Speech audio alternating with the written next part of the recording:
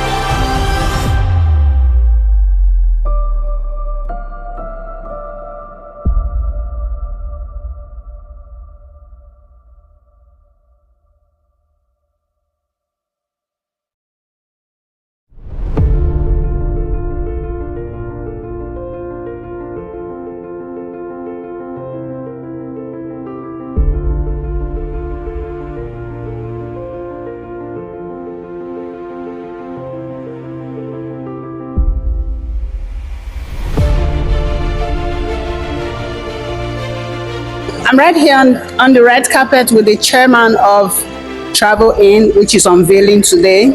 That is Alhaji Adam Nuhu. You're welcome to Mamaj TV. Mamaj, it's a pleasure having you around. Thank you. Finally, we meet again. So please tell us more about what is unveiling here today.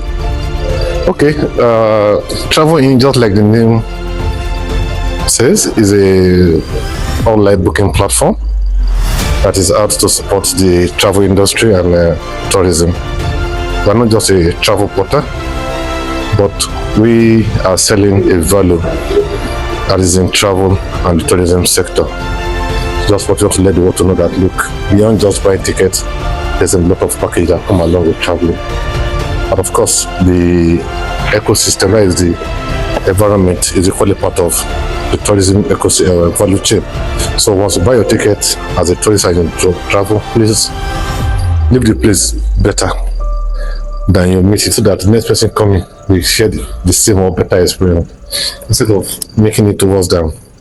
You met it. Yes. Thank you very much. The last question is, what do you have to say about tourism in Nigeria? This is an industry you have been in for decades now.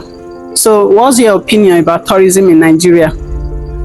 If I'm to make a honest assessment based on my personal travel and experience in Nigeria, I think we are far behind. That's the simple truth. And it's not an issue that we don't have a solution. I think the economy of our country is a contributing factor. Education and advocacy for people to understand what it's all about is equally very important. Insecurity is equally hampering our sector. But with forums like this telling the world that, look, Nigeria has the potentials, I'm sure with time people will catch up and be able to invest much time in work and enjoy.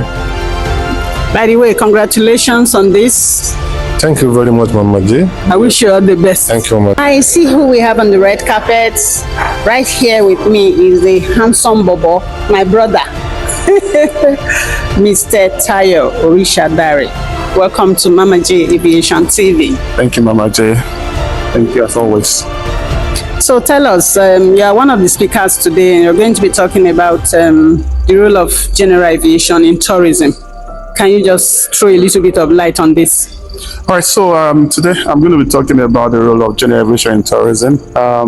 Again, as you know, a lot of people know more about schedule aviation or schedule operation, the commercial operation that everybody see.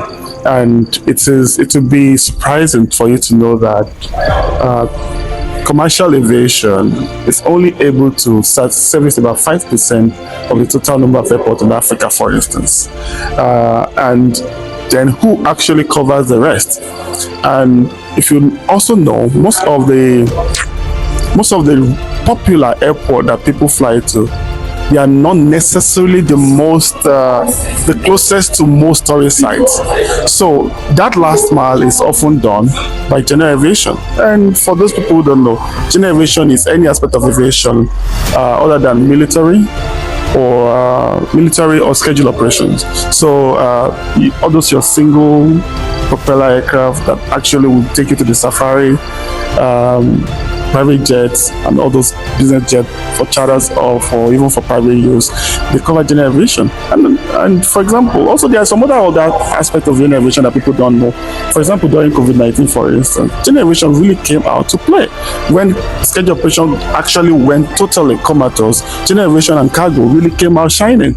So, today I'm just going to be showing people how important general aviation is to boosting and developing tourism in Africa and by extension the world, actually. Thank you very much, Mr. T. Thanks for coming. Thank you, ma'am. We have on the red carpet Mr. Tony Kachuku, the CEO of Aviators Africa. Mr. Tony, you're welcome to Mamaj Aviation TV. Thank you, Mamaj. It's always a pleasure to be with you. Same here. Nice to meet you again. So, Tony, you're one of the speakers at the unveiling of Travelinn today. And we are speaking on tourism and environmental. What is the connection? Responsibility. So basically, I was speaking on aviation sustainability and environmental responsibility. How we, as aviators, if you will, or as we aviators, if you will, or tourism practitioners, what's the nexus between having to live sustainably as an aviator and also environmentally being responsible. So basically we shared how to connect the nexus that aviation and tourism are one and the same. They are brothers and sisters.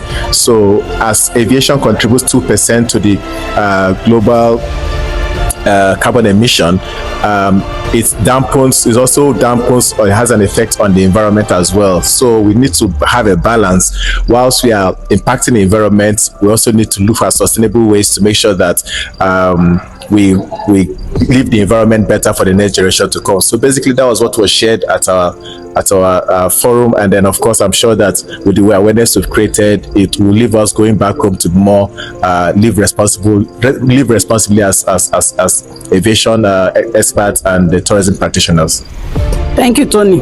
So as an advocate for tourism sustainability, having a borderless Africa, how would you rate tourism in Nigeria? It is very low. Of course, we know it's due to various challenges that we are having, which is a no-brainer. But having said that, we still have basically more business tourists come to Nigeria. But I think leisure tourism has to grow. If we begin to look at the work on the security challenges that we have, the immigration challenges that we have, and then of course creating an environment with infrastructure that makes it easy and seamless to attract tourists. I think these are the areas that we need to work on, and of course Nigeria is really blessed. We just need to work on the framework on how to attract more tourists, just like Southern Africa and Eastern Africa have done, so that West Africa and especially Nigeria can attract more tourists. This December was something that gave us a potential of what can become if we are deliberate in trying to attract tourism to Nigeria as a whole. Thank you very much. Thank you for. So come with me as we join them for the unveiling. I used to travel between cities, and every time I go, people always ask me, "Oh, can we join you? Next time you're going here, or how did we get there?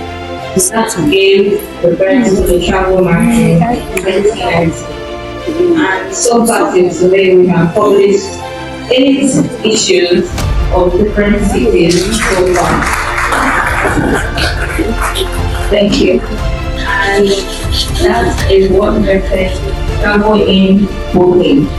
Our travel portal is a system that allows our clients and future clients to be able to book flights, hotel, and car on the go for your international or local flights.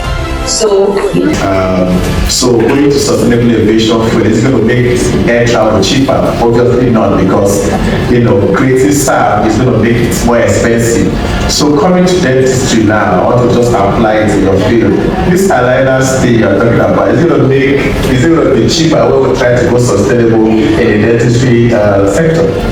So eyeliner on its own is not affordable. Okay. Yes, it's not affordable. So I think that's where we'll stop. Or we are going to partner with organizations to make sure that we come down to the level where it's affordable. So I think it's good. Thank you very much. So in a nutshell, ladies and gentlemen, sustainability is not cheap, but it's something that is not an option, it's an imperative. Please give a round of applause to Professor Evidence and Dr. Travelinn. Thank you very much. Okay, sorry, forgive me. Let me give the audience the opportunity to ask questions. Please if you have any questions to Professor Evidence or Dr. Travelinn. Please can we pass the mic to the gentleman over there.